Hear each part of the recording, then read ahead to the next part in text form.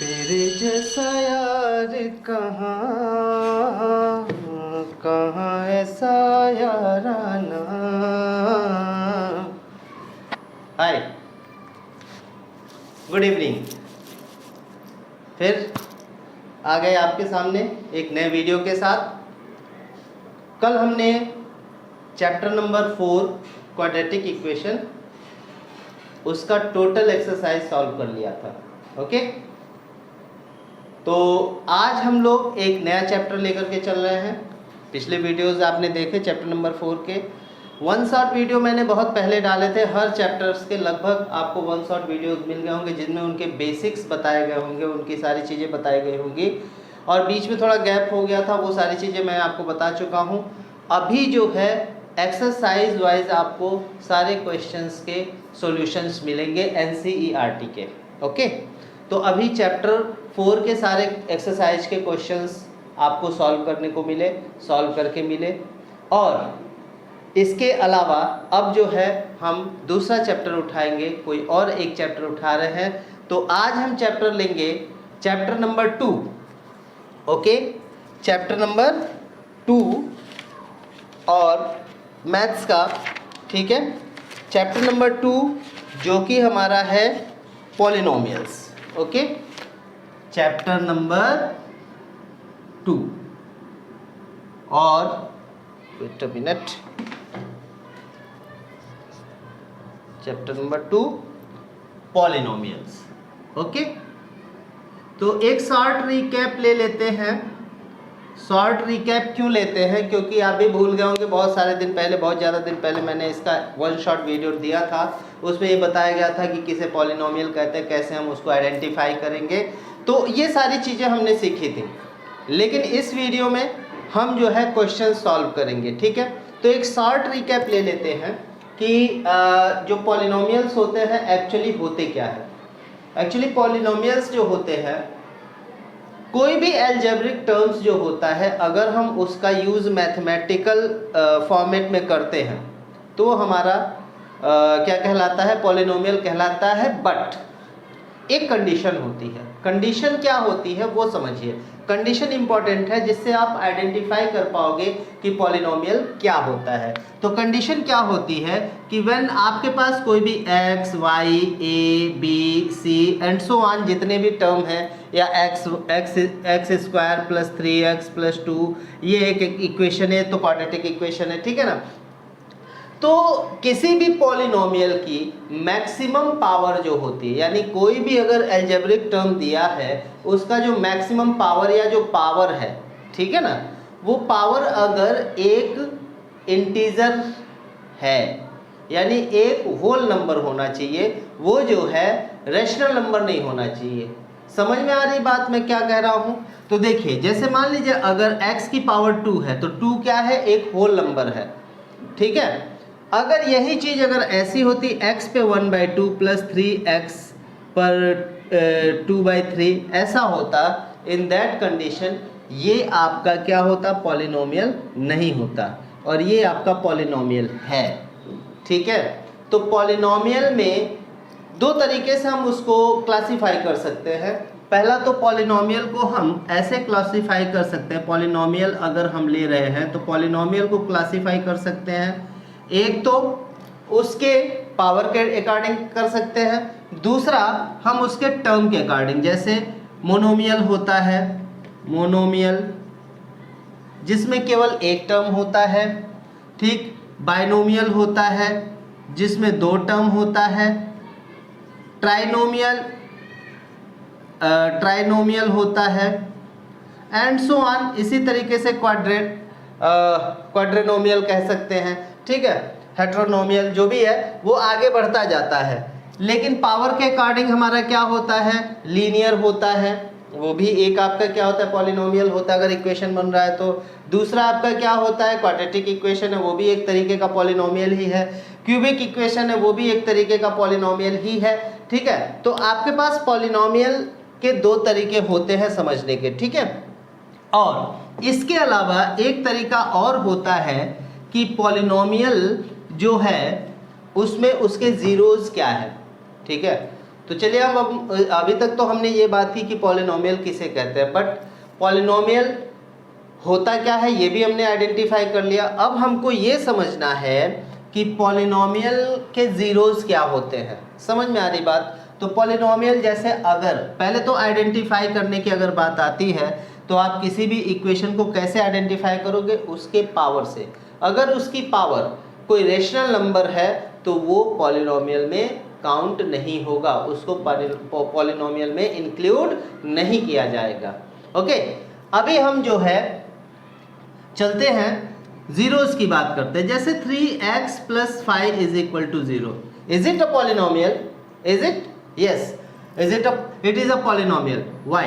Because we have 1 in the power of x और 1 is a whole number, ठीक है ना। तो ये जो है आपका क्या हो जाएगा, 3x की पावर होल नंबर है, it is not a rational number, so इसको हम मानेंगे क्या कि यह एक पॉलिनोमियल है। तो इसका जीरोस कैसे फाइंड करते हैं? तो 3x + 5 अगर हमारे पास सपोज दैट कि px = 3x + 5 है, ओके, तो हम यहाँ पे px को 0 के इक्वल रख लेंगे। तो 3x + 5 = 0, then 3x = -5, then x = -5/3. It will be the what? Zeros of given equation या given polynomial. इस पॉलिनोमियल का ये क्या हो जाएगा? जीरोस हो जाएगा, हिंदी में शून्यक बोलते हैं, ठीक है। चलिए, ये तो हो गया। ऐसे अगर इक्वेशन दिए गए रहेंगे तो कई तरीके हैं। जैसे अगर क्वाड्रेटिक इक्वेशन है तो हम उसका क्या करेंगे? फैक्टराइज करेंगे, x की 2 वैल्यूज निकालेंगे, वो उसका जीरोस हो जाएगा, ठीक है। अभी हम अगर आपको कोई ग्राफ दिया गया है, ठीक है, तो ग्राफ को देख करके कैसे सपोज करते हैं, कैसे हम उसको क्लैरिफाई करते हैं कि हमारा जो है जो पॉलिनोमियल है वो उसके कितने जीरोस होंगे, ठीक है ना। तो इसके लिए हम चलते हैं एक्सरसाइज 2.1 में, ठीक है। आज हम एक्सरसाइज 2.1 को उड़ा ही देते हैं। पहला क्वेश्चन जो है आप देखिएगा कि ऐसे ग्राफ बना हुआ है, ठीक है। ये x एक्सिस होता है, ये y एक्सिस होता है, ठीक है। तो इसमें जो है x के कितने जीरोस होंगे, यानी आप ध्यान देना कि जो ग्राफ बना है तो उसमें गिवन जो आपका ग्राफ है वो क्या शो कर रहा है? ये शो कर रहा है कि x के एक भी जीरोस नहीं है। x has no roots, x has no value. क्यों भाई, ऐसा क्या हो गया, क्यों हो गया? तो समझिए इस बात को, ये फर्स्ट पार्ट है। कब x के जीरोस मिलते हैं? क्योंकि अगर कोई भी लाइन जब तक x एक्सिस को इंटरसेक्ट नहीं करती है या x एक्सिस से नहीं पास करती है तब तक x के जीरोस नहीं मिलेंगे, ये आप ध्यान रखिएगा। तो यहाँ पर ये x पे कहीं टच कर रही है लाइन? नहीं कर रही है, तो यहाँ x के एक भी जीरोस नहीं मिलेंगे, ठीक है। समझ में आ गई बात? Not a single zero have, not a single zeros, ठीक है ना। यहाँ पर कोई जीरोस नहीं है, किसके जीरोस नहीं है? x के जीरोस नहीं है। अब चलिए सेकंड आपका पार्ट क्या है? सेकंड पार्ट है कि आपके पास एक ग्राफ है, ये ऐसे है x dash y and y dash, okay. तो इसका ऐसे कुछ करके दिया हुआ है, ठीक है, या ये थोड़ा ऊपर ऐसे तिरछा ही लेकर के ऐसे जो भी बना दो, कोई दिक्कत नहीं है, ठीक है, कोई प्रॉब्लम नहीं। तो ये जो जीरोस है, ये जो आपका है, ये कितने जगह पे x को इंटरसेक्ट कर रहा है? x को कितने जगह पे इंटरसेक्ट कर रहा है? ओनली 1 पॉइंट पे ये इंटरसेक्ट कर रहा है, 1 पॉइंट, ठीक है। तो जब 1 पॉइंट पे इंटरसेक्ट करेगा तो x के कितने जीरोस मिलेंगे? It has 1 zeros, it has 1 zeros. इसके कितने जीरोस होंगे? सिंगल जीरो होगा, 1 जीरोस होगा, ठीक है। अब हम चलते हैं थर्ड पे, ओके। तो पहले ये दोनों आप देख लीजिए, स्क्रीनशॉट ले लीजिए, फिर हम थर्ड की तरफ बढ़ेंगे, ओके।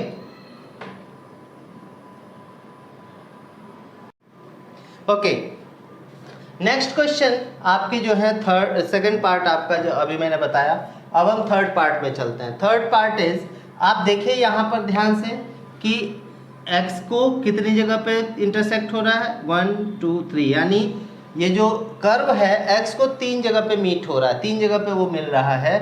तो x हैज़ 3 zeros, यानी इसके कितने जीरोज होंगे, 3 zeros। Okay, it has 3 zeros। इसके कितने होंगे, 1 2 है तो इट हैज़ 2 zeros। ओके, इसके कितने हैं, 1 2 3 4, यानी कितने जीरोज होंगे, 4 zeros। It has 4 zeros। ठीक है, ये कितने जगह पे मीट कर रहा है, 1 2 एंड 3, तो इट हैज़ 3 zeros। ओके, ये आपका होता है फर्स्ट क्वेश्चन, और फर्स्ट क्वेश्चन हुआ कंप्लीट। ठीक है, तो ये आपको समझना होगा कि जितने बार वो एक्स एक्सिस को टच करेगा उस पे जो है x के जीरोज मिलेंगे, और y एक्सिस को टच करेगा तो y के जीरोज मिलेंगे। तो ये ध्यान रखना, कभी कभी क्वेश्चन में कंफ्यूज करने के लिए ऐसे भी दे देगा ये, तो यहाँ पे y का 3 मिलेगा, यानी y is equal to 3, y के 3 0, y हैज़ 3 zeros। ठीक है ना, but x has no zeros, x का कोई zeros नहीं है। क्लियर, ऐसा होता है, तो ये समझ के आपको रखना है। ठीक है, अब हम चलते हैं नेक्स्ट क्वेश्चन की तरफ, यानी आपका ये चैप्टर आपका एक्सरसाइज 1.1 जो होगा वो क्या हो गया, कंप्लीट हो गया। ठीक है, अब हम कुछ और पढ़ेंगे, रिलेशनशिप वगैरह पढ़ेंगे, क्वाड्रेटिक इक्वेशन के, क्यूबिक इक्वेशन के, पॉलिनोमियल का क्या क्या रिलेशन होता है उसके बारे में हम जान लेते हैं। तो इसका पहले आप स्क्रीनशॉट ले लीजिए, फिर हम उसके बारे में पढ़ेंगे। अब हम चलते हैं रिलेशनशिप से याद आया, अभी मैंने एक सॉन्ग शुरू में गुनगुनाया था कि तेरे जैसा यार कहाँ कहाँ ऐसा यार आना। तो देखिए, दोस्ती बहुत ही प्यारी चीज़ है, मतलब इससे प्यारा, इससे सच्चा रिश्ता कोई नहीं होता है। लेकिन ये ध्यान रखना कि ये वो चीज़ है जो आपके पैरों में, ठीक है ना, आपके पैरों में जंजीर ना बने, जो आपके भविष्य में कभी जंजीर का काम ना करे। ठीक है, जो आपको अच्छे रास्ते पे ले जाने का प्रयास करे, अच्छे जगह पे पहुंचाने का प्रयास करे, आपकी सफलता में आपके साथ हो, उसके साथ से आप सफल होना शुरू हो जाए, वो सच्ची मित्रता होती है। ठीक है, ऐसा नहीं कि आप पढ़ रहे हो, कोई डाइवर्ट कर रहा है, वो आपका सच्चा मित्र नहीं है। सच्चा दोस्त वो होता है कि पढ़ रहे हो तो वो आपको पढ़ने दे, दूसरा कोई अगर डिस्टर्ब करना चाहे तो वो उसे भी रोके कि उसको पढ़ने दो और खुद भी पढ़े। ठीक है, तो कहने का मतलब ये है कि अगर आपकी दोस्ती आपकी किताबों से है, सच्चा मित्र सबसे अच्छा और सबसे सच्चा मित्र जो होता है, जो सबसे प्यारा फ्रेंड होता है, वो बुक्स होती है। आप अपने बुक्स पे फोकस कीजिए, उनसे मित्रता कीजिए, ज़िंदगी भर आप जो है सुखी रहेंगे। तो ये तो बात हो गई एक जनरल सी बात, जो अभी मैंने अभी रिलेशनशिप आ रहा था इसमें, इसके लिए मैंने थोड़ा सा उस पर बोल दिया। बट अभी देखिए, relationship between zeros and the coefficients of a polynomial. तो इसके लिए आप 4th चैप्टर में थोड़ा बैक जाइए, जो मैंने 4th चैप्टर में आपको बताया था कि रिलेशनशिप्स ऑफ जीरोज। तो क्वाड्रेटिक इक्वेशन का आपको पता ही होगा मेरे ख्याल से, क्वाड्रेटिक इक्वेशन जो भी होता है, क्वाड्रेटिक पॉलिनोमियल जो होता है, उसका आपको पता होगा क्या होता है कि क्वाड्रेटिक पॉलिनोमियल का फॉर्मेट क्या होता है, ax² + bx + c = 0। तो इसमें x² मीन्स 2 पावर है, तो कितने जीरोज होंगे, इट हैज़ 2 zeros। ठीक है ना, अब 2 zeros अगर हमने सपोज कर लिया कि अल्फ़ा एंड बीटा हैं, 2 zeros क्या है, अल्फ़ा एंड बीटा है, तो रिलेशन क्या होता है कोफिशिएंट ऑफ टर्म्स से, तो आप ये समझिए कि अल्फ़ा + बीटा बराबर होता है -b/a, जो कि हम पहले भी पढ़ चुके हैं, और अल्फ़ा × बीटा बराबर होता है c/a। ये हम जानते हैं। और फोर्थ चैप्टर के जो वीडियोस हमने किए हैं उसमें हमने बहुत ही अच्छे तरीके से इसको सीखा है।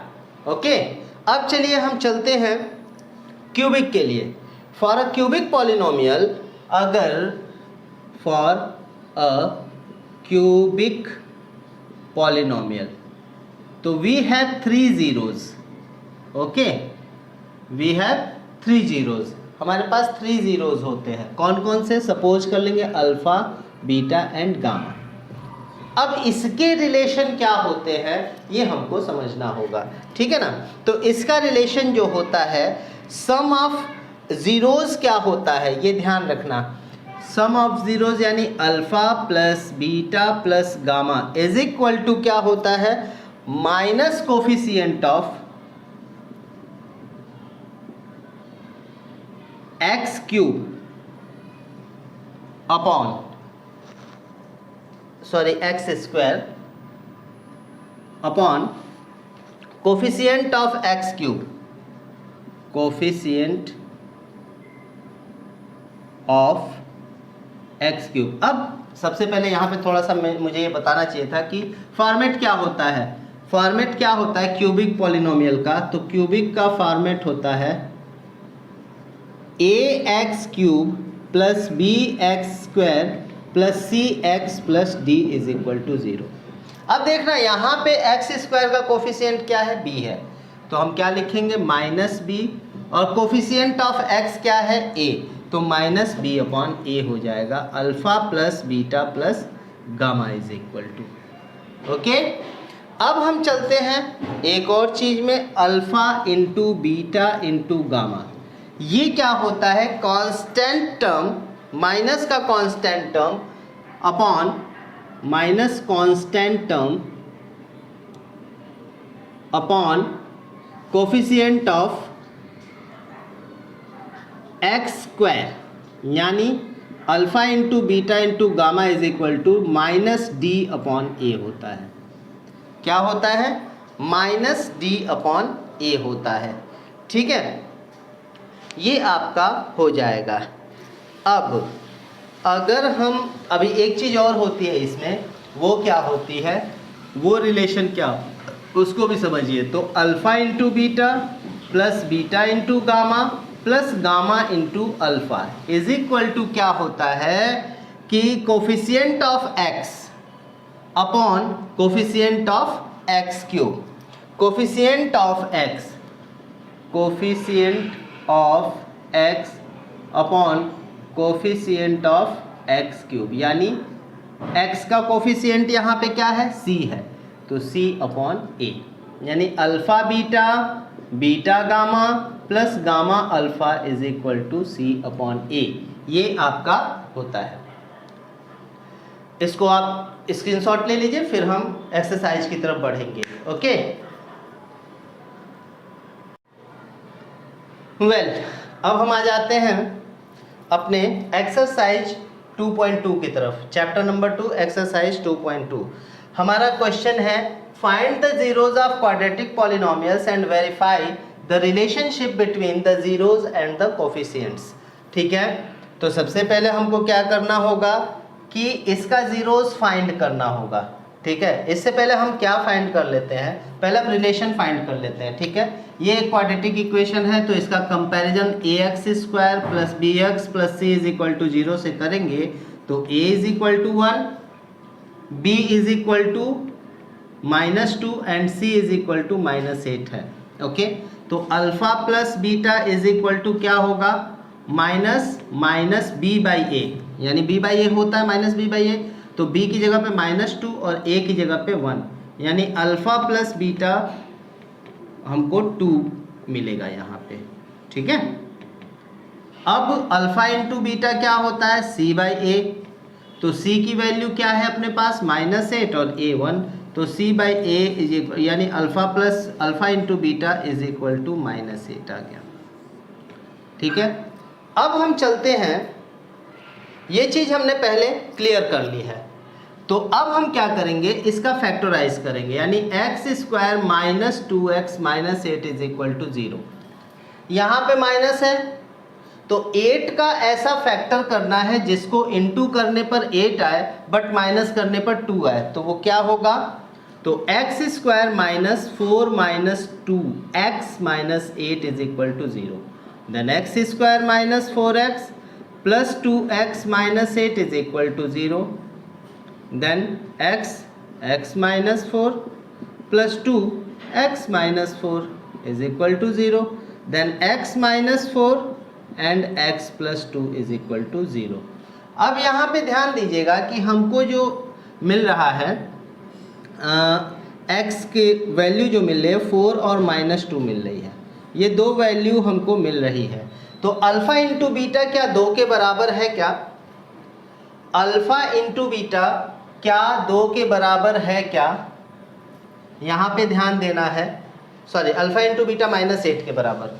तो देखिए हम यहाँ पे रखते हैं, ये अल्फ़ा मान लेंगे, ये बीटा मान लेंगे। तो अल्फ़ा इंटू बीटा हमको क्या मिल रहा है? 4 इंटू माइनस 2, तो हमको क्या मिल गया? माइनस 8 मिल गया। यानी हमारा यहाँ भी अल्फ़ा इंटू बीटा माइनस 8 है, यानी C बाई ए, और ये क्या हो गए? वेरीफाई हो गए, हेंस वेरीफाई। ठीक है, अब देखते हैं अल्फ़ा प्लस बीटा हमारा क्या होता है। अल्फ़ा प्लस बीटा तो 4 प्लस माइनस 2 करेंगे तो 2 मिल गया, यानी अल्फ़ा प्लस बीटा आपके पास 2 है क्या? Yes, we have alpha plus beta is equal to 2। Then it is also verified है, ये भी वेरीफाई हो गया। ठीक है, तो इस तरीके से आप रिलेशन को क्या करोगे? वेरीफाई करोगे। यहाँ पे हमने b बाई ए और c बाई ए करके पहले निकाल लिया है, वो सारी चीज़ें आपको यहाँ पे दिख रही हैं कि हमको मिल रही हैं, दोनों सेम मिल रहा है, यानी हमारा आंसर बिल्कुल क्या है? राइट है। ओके, अब देखिए ये आपका फर्स्ट पार्ट था क्वेश्चन नंबर फर्स्ट का। ठीक है, इसमें का एक क्वेश्चन मैं और आपको बता देता हूँ। ठीक है, उसके बाद बाकी आपके लिए एज अ होमवर्क रहेगा और आप उसको करेंगे, और फिर आपको अगर कोई भी प्रॉब्लम होगी तो आप कमेंट करेंगे कि सर ये चीज़ समझ में नहीं आई या ऐसा कुछ है। अगर समझ में आएगी तो सब लोग पॉजिटिव कमेंट कर दीजिएगा कि सर बहुत अच्छा था, जैसा भी था। अभी हम इसका इसका स्क्रीनशॉट ले लीजिए, फिर हम आगे बढ़ते हैं। ओके,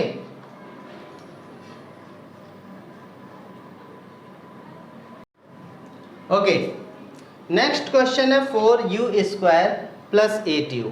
अब आपके मन में ये क्वेश्चन आ रहा होगा, इसमें तो सारी चीज़ें ठीक है लेकिन कोई आगे कुछ तो दिया नहीं है, यानी केवल 2 ही टर्म है, तीसरा कांस्टेंट टर्म तो कुछ है ही नहीं, फिर आप क्या करोगे? तो ऐसी कंडीशन में आप एक कांस्टेंट टर्म बना लीजिए ना, प्लस माइनस 0 कुछ भी कर लीजिए, कोई दिक्कत नहीं, आप 0 भी कर सकते हैं। ठीक है, और वैसे भी आपको जो है यहाँ पे प्लस माइनस 0 करने का पूर्णतः अधिकार है, आप कर सकते हो। ठीक है, अब देखिए ये आपका बन गया ना क्वाड्रेटिक इक्वेशन। मैंने प्लस माइनस दोनों क्यों लिया? क्योंकि कुछ भी हो सकता है, प्लस भी हो सकता है, माइनस भी हो सकता है, हमको उससे कोई फ़र्क नहीं पड़ता है। या अगर इसके बराबर 0 रखते हैं तो 0 को इधर लाएंगे तो माइनस रख लीजिए, कोई प्रॉब्लम नहीं है।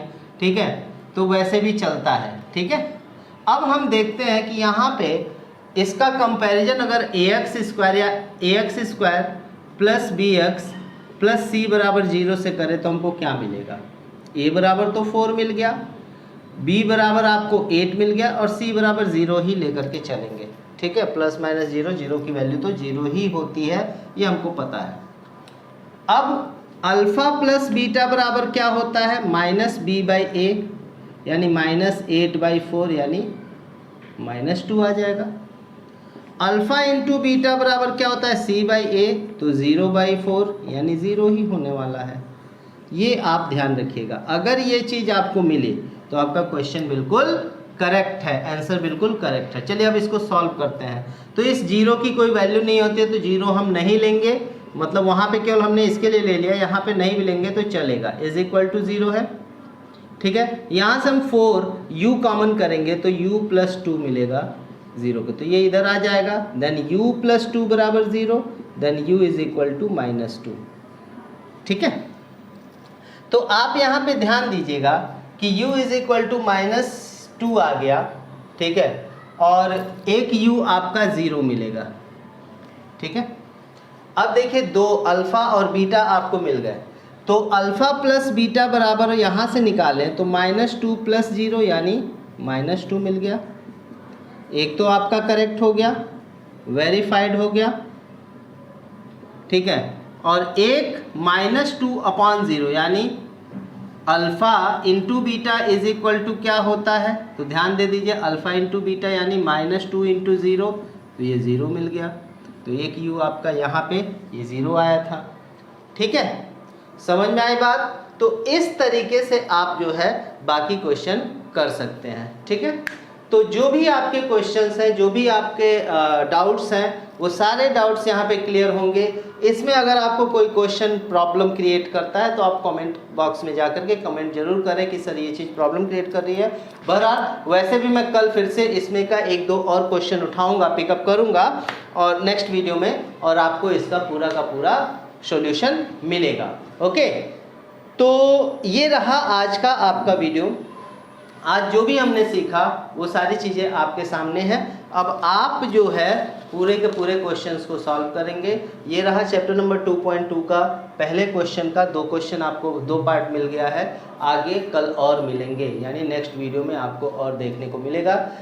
और जैसा कि मैं पहले भी बोल चुका हूँ कि मेरे वीडियो को लाइक, शेयर और सब्सक्राइब करना ना भूलें। नए लोगों के पास मेरे वीडियोस जाने चाहिए।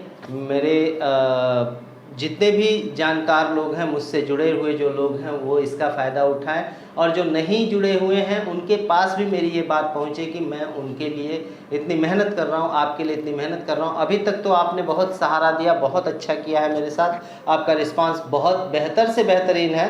तो आगे भी यह बेहतरीन रिस्पांस और हमारा आपका जो साथ है वो बना रहे, इसकी उम्मीद करता हूँ। और इसी उम्मीद के साथ गुड नाइट। आज के लिए बस इतना ही।